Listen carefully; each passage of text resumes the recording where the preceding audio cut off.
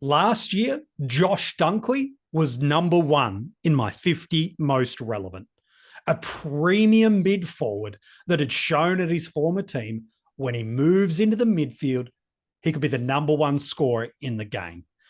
But 2023 didn't eventuate for us like that. Will it be any different in 2024? We will unpack that on today's episode of the 50 Most Relevant. Hey, it's MJ from the Coaches Panel. I hope you're well. Josh Dunkley is a fascinating player to have a conversation about, and the nuances that impact not just only his, but ultimately our fantasy football success in 2024. Joining me on this episode, a guy that you loved hearing his reflections and analysis on Luke Davies-Uniacke, so we had to invite him back yet again. Vam, nice to see you. Josh Dunkley. Wow, this could be a real interesting selection conversation this year. Thanks for the invite back, MJ. Appreciate it. Enjoyed my last conversation. Look forward to getting into it again with Josh Dunkley. And like you said, I didn't remember that he was number one on the top 50 most relevant last year. And look, it's no surprise, is it? I think looking at what he had done last or the prior year at the Western Bulldogs, averaged just about 110. He teased us under Bevo for so many years with his role being shifted forward, back, and we finally were like, here we go. He's moving to a team where he's going to get all the CBAs he wants. He's going to get that inside role full time. Anything is possible. And like you alluded to, it didn't quite turn out as we thought it would. And we'll obviously unpack that today. Let's look through this 2023 season with a little more depth. An average of 113.8 for us in SuperCoach. So really quite strong in that format. Means he is priced just shy of 650,000. He gave us 15 tons in this format with a top score of 153. It's around about 50 points skinny of what his career high is. He is a part of the 200 club. He's given us a 202 before in that format. While in AFLFantasy and DreamTeam, a seasonal average of 103.5 consisted of 12 tons. A nice top score through there, a 172. So we've got some ceiling now to be able to align to what he did at this Brisbane side, and just a few points short of his career high, 189. He's under 950,000, but only by a few thousand in every single one of those formats.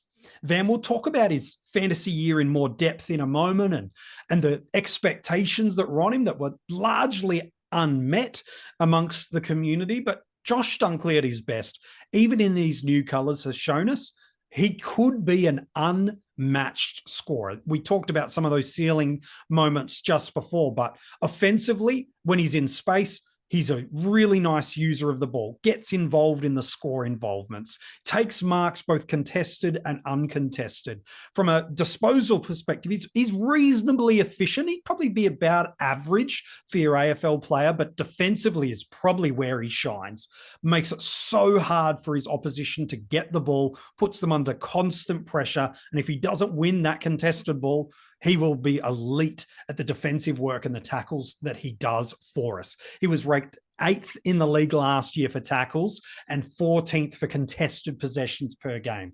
So we know this about him, Van. If there is a contest and Dunkley's anywhere near it, there's every good chance that not only is he going to impact it, but he's going to probably come away with a footy. Well, that's the thing, and you've hit the nail on the head, which is that really nice, well-rounded fantasy game, the possessions, the marks, and certainly those very, very high tackle numbers. And he's the sort of guy that can get you a 120 based off 25 possessions. And you ask, how is that possible? You know, you have other guys that get 30 possessions and struggle to crack a ton. And it's on the back of those very large sort of tackle numbers. And as you said, that ceiling, that was typified by that round 8 game against Carlton, 33 possessions, 11 marks, 13 tackles for 172. There's not that many players in the comp that are able to put together a game like that. And that's why he's just so interesting to us year in and year out. And you mentioned that sort of that patchiness through the season in 2023. And perhaps we can start there. And yeah, as you said, he was such a popular player last year. For someone priced at 110, from memory, he started the year with 50 to 60% ownership, and part of that was due to that forward status that he had. and along with a few others that we were gifted last year, Rosie, Taranto, Goulden, Cogs, you know, even last year, we felt those other ones were all sort of somewhat value, but the fact that we still went to Dunks as one of the highest owned players in the entire comp last year suggests that everyone thought that he still had upside with him, which is why Yeah. he started off with such high ownerships. And that 110 that he scored at the Western Bulldog or averaged at the Western Bulldogs in 2022, that was with 50% CBAs. Yeah. And if I had told you going into last year that he was going to get 80% CBAs at Brisbane, spend essentially 85% time on ground, you would have probably predicted, my guess is not just yourself, many people would have predicted he'd be the number one scorer. He'd be pushing 120. So the question is, why didn't that happen? Yeah, correct. That's ultimately the big conversation people have. And yet we talk about this year that didn't quite live up to expectations, but he still managed to deliver for us in AFL fantasy an average of 103 and 12 tons, and 5 of them over 120, and not even a handful of scores sub 80, while in SuperCoach, just shy of that 114 average with 15 tons, and only the 2 scores sub 80. In fact, in AFL fantasy last year, he's ranked 22nd overall for total points, and he missed a couple of games. He's top 20 by average, SuperCoach. 20th overall for points. Again, remember, he missed a couple of games. And yet, overall, from a points perspective, he's ahead of guys like Cornelio, Noah Anderson, Brad Crouch, who all played every single game that season.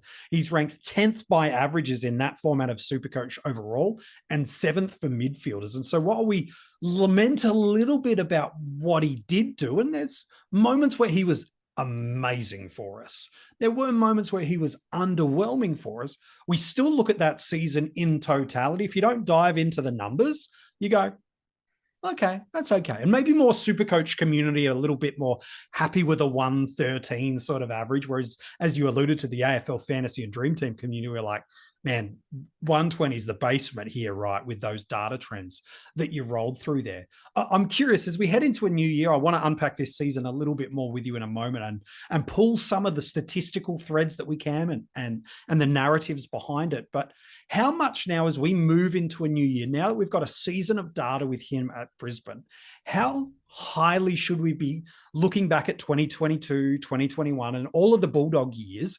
Do they hold any scope for you in terms of how you rate and rank Dunkley now?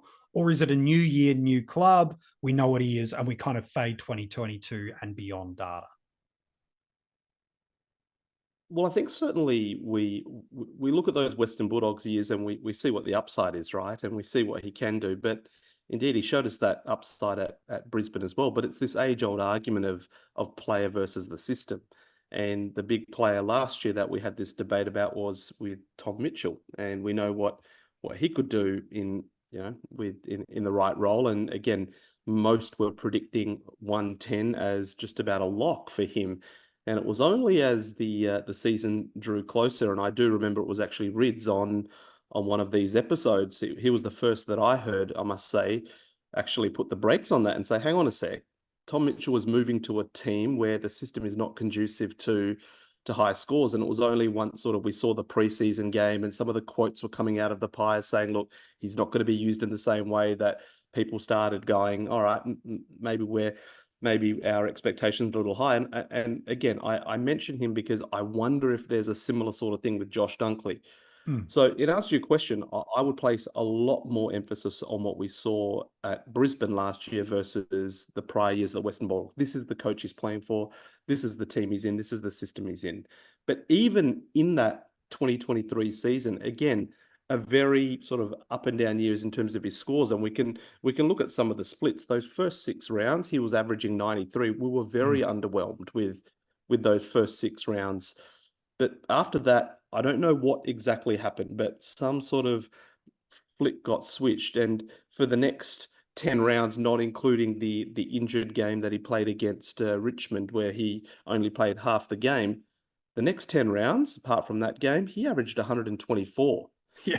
And the key thing that I'm looking at when I'm looking at his numbers there is that his tackle numbers went through the roof. And you alluded to his elite sort of defensive pressure earlier. And he really does build those huge scores off the back of these very, very high tackle numbers.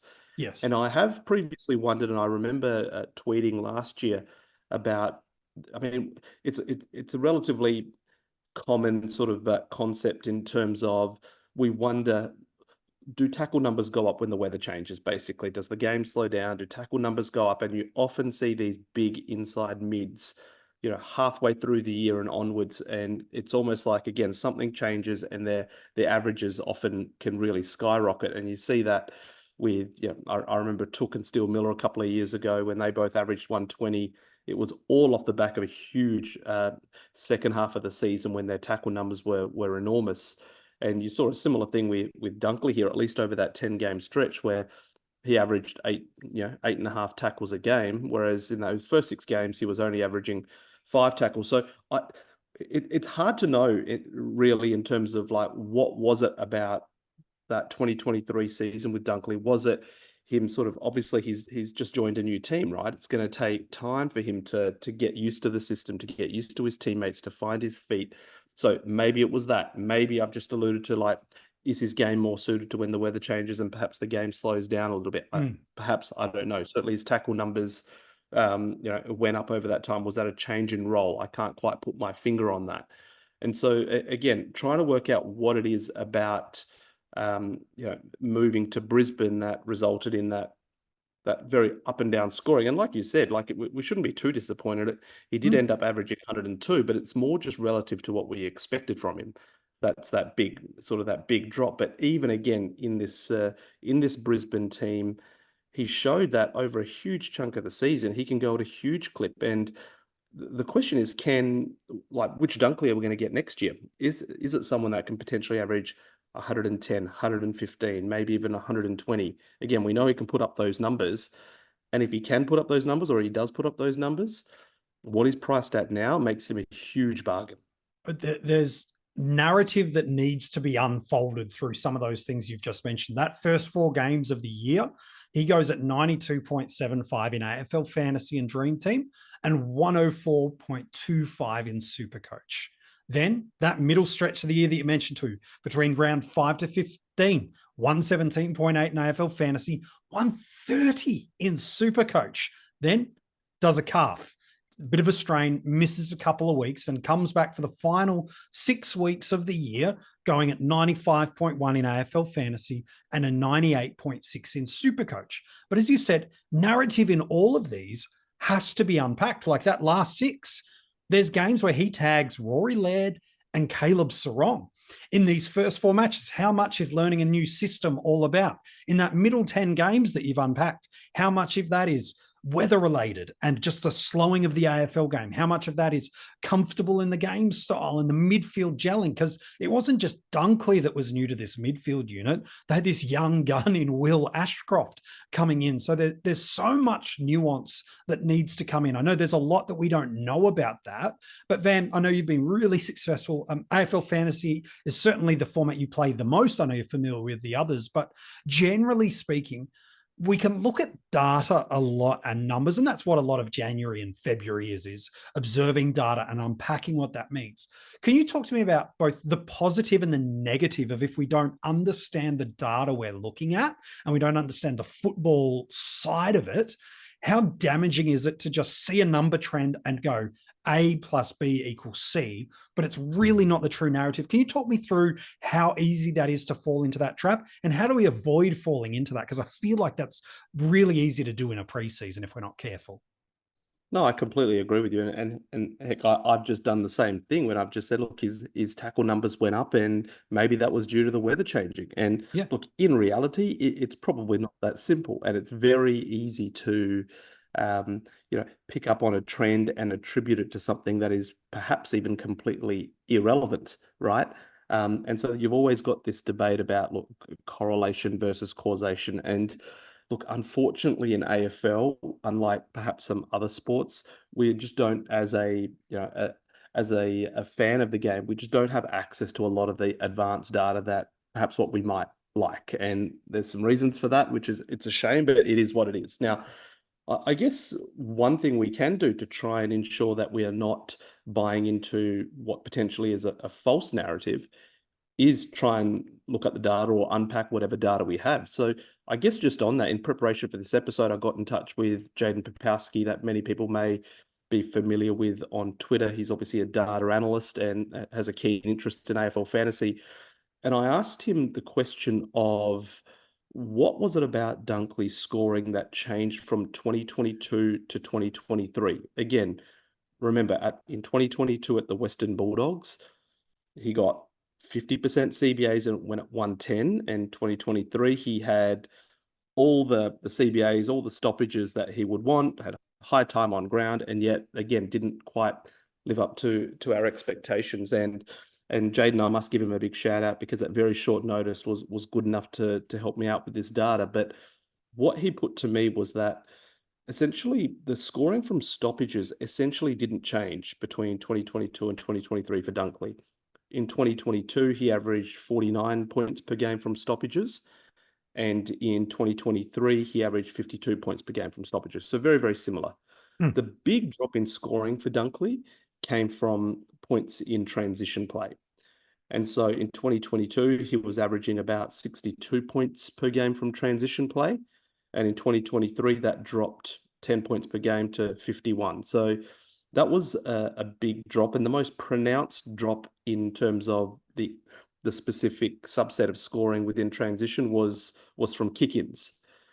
And so we looked at the data that Jaden, again, was good enough to share with me about Brisbane's scoring in transition. And the thing that is very, very impressive about Brisbane, and I might add very annoying from a fantasy perspective if you're a Dunkley owner, is that they really, well, it's just how even they are across the board in terms of who they're very happy to have the ball in their hands in transition. So you have a heap of guys. You've got Harris Andrews, who actually leads their transition scoring, believe it or not. You've got Daniel Rich, you've got Kitty Coleman, you've got McKenna, Lester scores a bit. There's Zorko, McCluggage, Neil, obviously Ashcroft, Bailey, Wilmot. So they have a whole bunch of guys that they actually share the ball with a lot. They don't really just funnel the ball through one or two different players. Jaden showed us a graph of a similar sort of data set looking at North Melbourne, and it's basically, Zeeble, Sheasel, and, and again, funneling the ball through just a select few players, where at Brisbane, they're very happy to have the ball in a lot of people's hands. They've got a lot of very, very good users. And so perhaps that's a reason why Dunkley's points in transition is much, much less than what it was at the Western Bulldogs.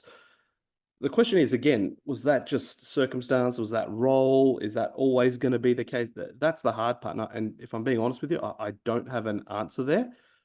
Again, your question whether Brisbane play a certain style or a certain symptoms, a certain way of playing, such that maybe it's not possible to have a 110, 115 score or average player playing for them. You look at all it is a copycat league, and you look at all the prelim finalists last year: Pies, Carlton, GWS, Brisbane. Pies had Dacos obviously averaging 108. Titch or Tom Mitchell was at 92. Yeah. The next best. Carlton, Doherty was at 102. Next best was Walsh at 98. GWS, they had a couple of good scorers. They had Tom Green at 108 and then Cogs at 102. And then again, Brisbane, Dunkley at 102. And the next best was Neil at 94. So again, the four teams that were at the pointy end, none of them were really having these like 2, 3, 4 midfielders that were all averaging 105 plus or anything like that. So it makes you wonder again, is this a style thing that's going to be suppressing the scoring somewhat? So again, that's what I do sort of question or do wonder. Yeah, it's an interesting one. Again, those are AFL fantasy stats, SuperCoach. You can go through and look at the top end. You're seeing the Melbourne players. You're seeing some Port Adelaide. You're seeing some Crows. So some of that data unpacking that VAM is giving you there are some correlations for us to be able to pull across those formats as well. Even if the averages aren't the same and the volume of, 1010, 110, what's that? That'd be amazing. 110 to 105 to 120. They're a little different. The illustration and the point that's being unpacked there is helpful for us. I want to touch opening round and the compounding that comes with Brisbane playing and then missing a game in a moment. But this is more opinion that I'm asking you. But Will Ashcroft is out of this side for at least up until the bye, we would suspect, of this year. We unpacked it just the other day with DR, as we did an episode on Lachie Neale. It was the episode ahead of this one. So if you haven't listened to that, go back and check that out. But we talked about the Ashcroft effect and what this might happen around the side, not just for Neale, but ultimately for Dunkley too, because in the 6 games that Dunkley played without Will Ashcroft, he went at 91 in AFL Fantasy, and he goes at 93.7 in SuperCoach. While the 16 games they play together, 108.3 in AFL Fantasy and DreamTeam, and a 121.4 in SuperCoach. So pretty substantial jump through there. It's never as simple and easy as, because again, some of those games he played a tag role. So it's never as simple as player in, player out. But in your hypothetical mind, what do you see the impact of Ashcroft out being? And could we see a pathway to a increase or a restriction to the scoring for Josh Dunkley in 2024? Yeah, again, I asked Jaden that exact question, actually, just to see if there was any change in Dunkley's score, and in particular at certain stoppages versus transition. And again, he was good enough to come back with me with the data on that question. And it showed that Dunkley was essentially unchanged with Ashcroft in versus out in terms of how and how many points he scored. Really, yeah. And the two players that there were a few players that did benefit with Ashcroft out at the stoppage. From memory, it was Zach Bailey and Cam Rayner. And then during transition, the main players that really benefited were Hugh McCluggage. He got a little bit of a boost, and Kitty Coleman got a big boost as well. Again, this is just correlation. I can't give you an exact answer in terms of what were the exact reasons for that. But in answer to your question about Dunkley, it didn't really change too much. So I think that carries over to this year. I think if we're going to ask, which player do I think is going to benefit the most with Ashcroft out, I actually think it's probably going to be someone like Hugh McCluggage. And so, but I don't think Dunkley's going to change too much. Yeah, I think that's fair enough too. Opening round means we get a look and see at a handful of clubs before the lockout kicks off. Great news for us in the fantasy community, because we get to see a game of AFL that actually counts, and teams aren't just playing conservative football, trying to ease people through a preseason and experiment. We'll get to see roles, styles, structure, heat of play. Plenty of great benefits come to us in the fantasy community for that. One of the negatives, well, all the teams that play opening round, they've got to have at least 1 week off before round 6, which means we've basically spent a month of football in that 6-week chunk where we're doing a best 18. Brisbane, as a result, are one of the teams that will miss one of those games. And arguably, you could say they've got the worst one. They miss round 2. So we get one game that counts in round 1. We get a little bit of a price inflation on the opening round score. But for reality speaking, you get one of the first 2 games that count of your Brisbane and also your Carlton players that count. Popular narrative, Van, is don't start premium guys that are having a buy round, and certainly maybe not one that has that. I'll get the flip side of this question in a moment, but what's your initial take to a premium like a Dunkley? Is it just an immediate fade because of that buy, or are there some other nuances that makes you say no to him? And then we'll get the flip side of how you do start him in a moment. Yeah, look, to put it plainly, I struggle to come up with an argument as to how you could justify starting Josh Dunkley with that round 2 buy. I think there are a couple of other players that share that buy that are popular at the moment. Kitty Coleman being one, Sam Walsh being another one. They're a little bit different in terms of like you think they've got quite a good amount of upside in them, and so you could make the argument that, do you eat that buy? And then if you think Sam Walsh is like a guaranteed top 8 mid, you've saved yourself a trade, maybe you save yourself a little bit of money getting him early. Look, you could make the same arguments with Dunkley. So I guess it ultimately comes down to how bullish you are. But again, I would say the same about Sam Walsh, to be honest with you, which is I don't think that I can't really see what they will realistically average that justifies picking them up and missing a game a week after the season starts. So in terms of what your path is to get him, I think there's a couple of things. I think one, again, I'm not sure what I'll necessarily see out of Brisbane at this stage. I can't really predict what I might see out of Brisbane. That might change my opinion on what Dunkley might do next year. Like, even if he comes out and does extremely well in round 0, like, we're always going to be influenced by that. Though, I'm not sure how good a matchup Carlton is in round 0 anyway. I mentioned before, is he a player that maybe you want to target middle of the season, and maybe a little bit, maybe a little bit before that, as again the tackle numbers start to go up. But look, if you did really like Dunkley's prospects this year, I think the reality is, like, just about every week there's going to be bullets, and I think your path to getting him is saying, look, what are let's see how my team goes in round 2. And if there are some bullets that I cop that I haven't foreseen, maybe he is someone that I would target then. I wouldn't necessarily have a plan, because I think plans are great, again, until you get those unforeseen bullets. But I think you could put him on perhaps a short list of guys that you might want to bring in your team if you really like the look of them in round 0 and round 1, to maybe trade in guys like maybe a Sam Walsh or a Josh Dunkley that, again, all right, I've copped some bullets. I need to do a little bit of a restructure. I need to, I've got a long-term injury to one of my premiums, and maybe I'll slot Josh Dunkley or a Sam Walsh in them. That's probably how I would be playing it, Yeah. rather than starting them. Yeah, and I think ultimately, if you are really bullish on a player like Josh Dunkley, whether it be any of the early premiums, is it does have a compounding impact on the other players you select. Yeah, it is only best 18. So technically, you only need 18 on field. Sure. But you've risking your scoring profile being impacted by the volume of cash cows that actually count on your field. So you really probably are going to struggle. If you're bullish on Dunkley, okay, that might have a compounding impact on being able to start Sam Walsh as well, or what you do with a Kitty Coleman, or what it means for a Lockie Neal. Like, all these things start to impact each other. I suppose the other flip side would then be, you go, well, at the start of the year is where we see the greatest rookie roulette experience. And so I feel more comfortable to just get more cows on field.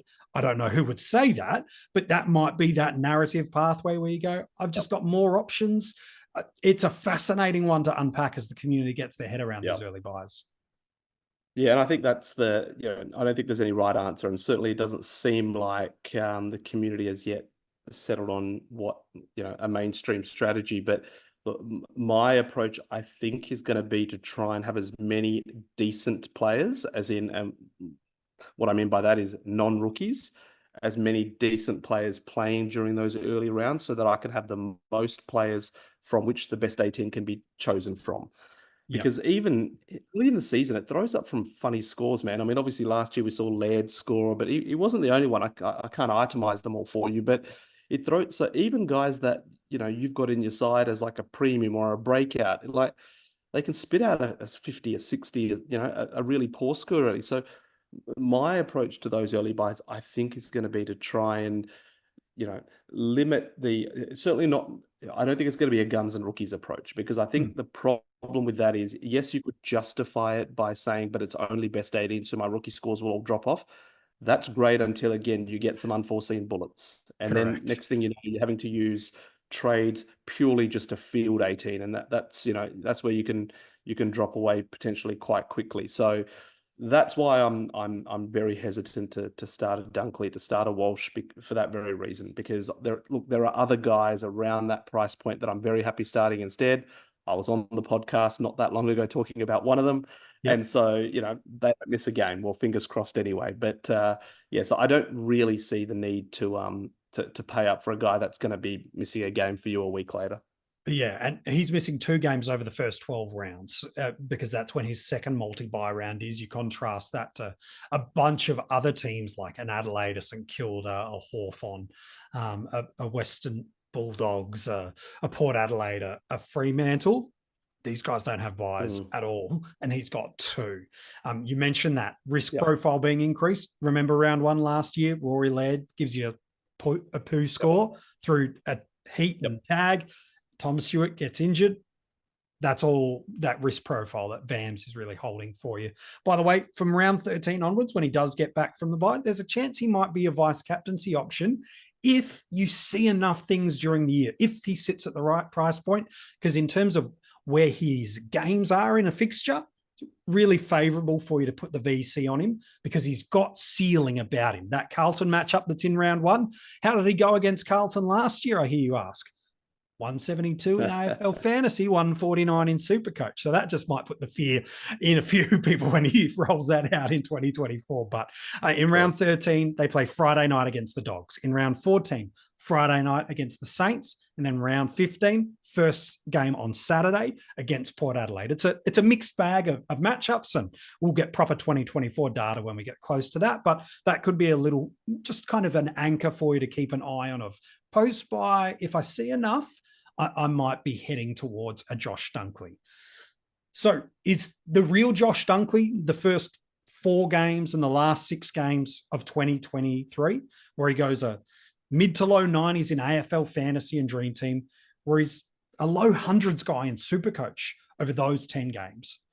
Or is it a middle patch of the year in round 5 to 15, where he's pushing 130 in SuperCoach and knocking the door down on 120 in DreamTeam and Fantasy?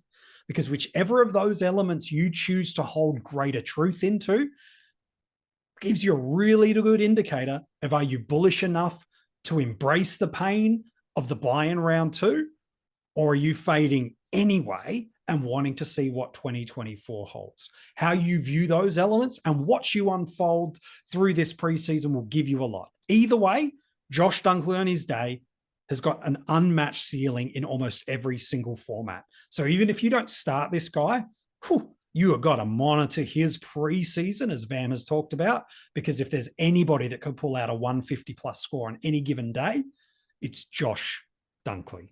Before we wrap up the episode, Vam, let's talk about where he goes on draft day. Based on his seasonal averages last year, it would place him as an M1 candidate in SuperCoach, but I can't see anyone picking him in the first round.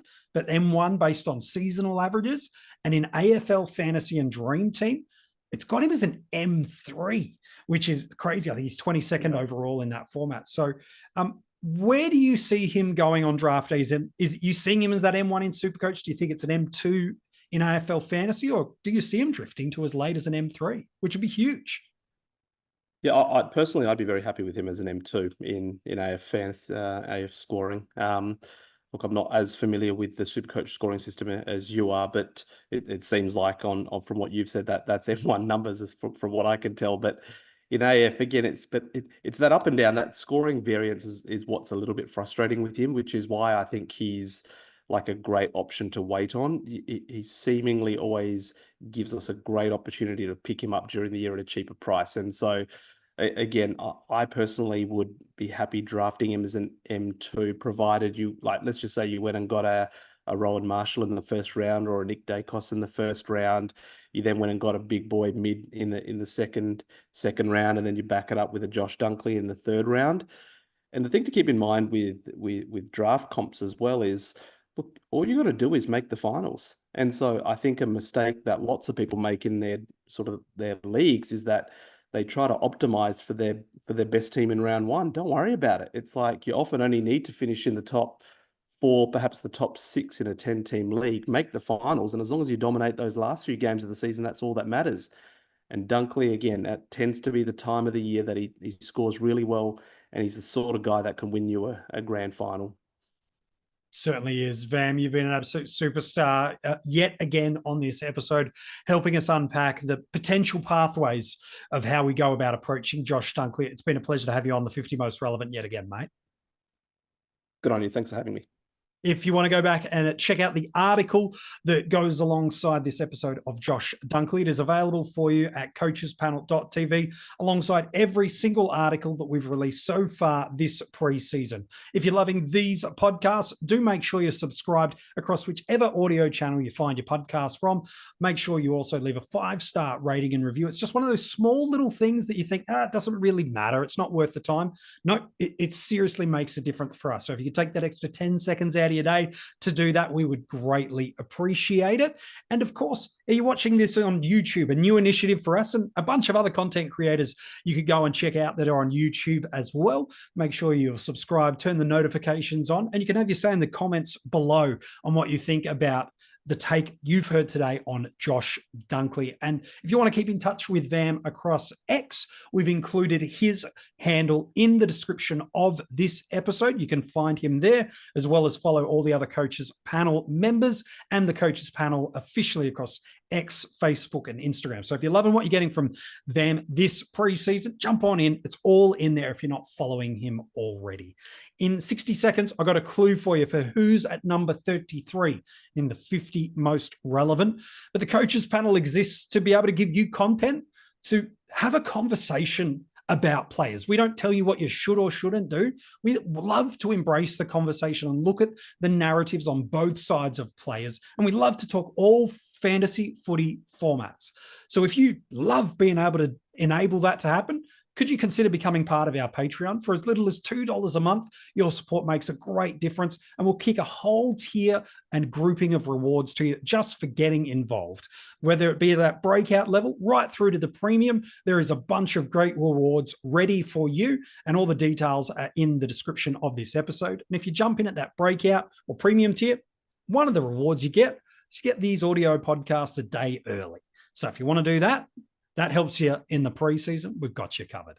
So who's next in the 50 most relevant? I want to change the narrative about our forwards, because when people talk forwards in 2024, there are two sentiments that are commonly heard. A dislike the top end forwards, don't want to pay up for them, don't trust them. And then they're looking in that middle group. We spend a lot of time in the 40s of the 50 most relevant going, where is the value? Where is the upside? Where could we find these diamonds in the rough? Everybody's talking about upside and value and security of top-end premiums or the lack thereof.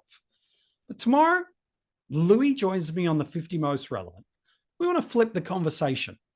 Could we be approaching the forwards entirely wrong?